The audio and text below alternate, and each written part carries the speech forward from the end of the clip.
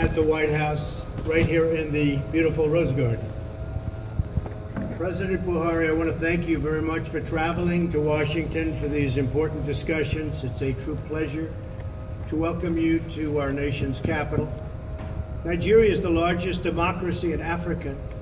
As I conveyed to President Buhari in our discussions, the United States deeply values and appreciates Nigeria's role as a strong democratic leader in the region. The United States is currently working to expand trade and commercial ties with African nations, including Nigeria, to create jobs and wealth in all of our countries.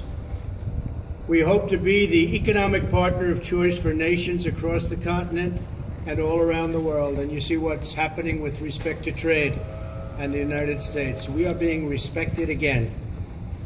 I hope all African countries and countries throughout the world that we also will be supporting you and that they will likewise support us in our bid, along with Canada and Mexico, for the 2026 World Cup. We will be watching very closely, and any help that they could give us in that bid, we would appreciate. I'm pleased that Nigeria is one of our largest trading partners in the region, and we look forward to growing our trade relationship based on the principle of fairness and reciprocity. But we give Nigeria well over $1 billion in aid every year, and we have already started talking with the president about taking down the trade barriers, very substantial barriers to the United States trading with Nigeria. So we think that we are owed that. President Buhari has also taken several steps to fight corruption and improve the Nigerian business climate. And most of all to me, and again, is ripping down those trade barriers. These measures will make it easier for Nigeria and the United States companies to invest. And we will be investing substantially in Nigeria if they can create that level playing field that we have to very much ask for and maybe demand. I especially want to thank President Buhari for Nigeria's partnership and leadership in the fight against terrorism. He's been a real leader. Nigeria was one of the first African nations to join the coalition to defeat ISIS. And Nigerian forces are currently leading regional efforts against ISIS in West Africa and doing very well, as we have. Nigeria is also leading African nations in the fight against Boko Haram and another ruthless jihadist terrorist group. You've been reading about them. They kidnap the young girls and young women, many of whom never are seen again. It's tough stuff.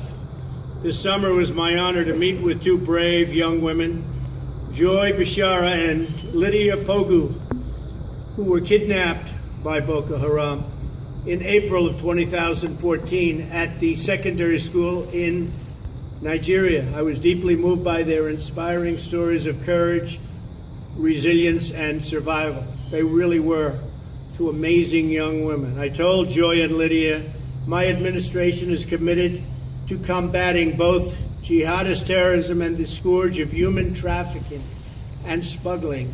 In the world today, there is more human trafficking than there has ever been, if you can believe this.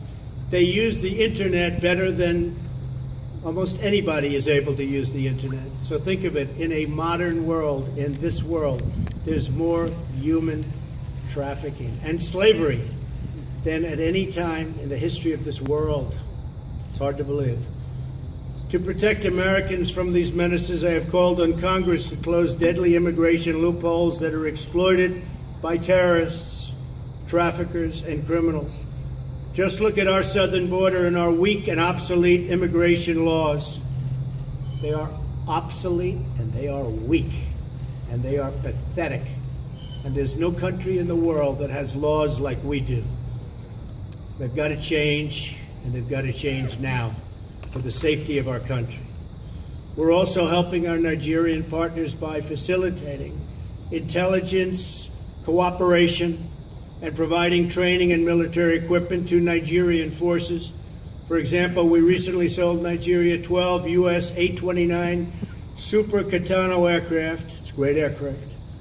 In the first ever sale of American military equipment to Nigeria, these new aircraft will improve Nigeria's ability to target terrorists and protect civilians. Finally, we're deeply concerned by religious violence in Nigeria, including the burning of churches and the killing and persecution of Christians.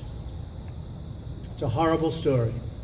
We encourage Nigeria and the federal, state, and local leaders to do everything in their power to immediately secure the affected communities and to protect innocent civilians of all faiths, including Muslims and including Christians. Mr. President, thank you again for visiting the White House and being with us today. Nigeria is a valued partner and a good friend. I look forward to working closely with you to deepen our cooperation and forge an even closer partnership. The United States is committed to working alongside Nigeria as we seek a future of strength, prosperity, and peace for both of our countries.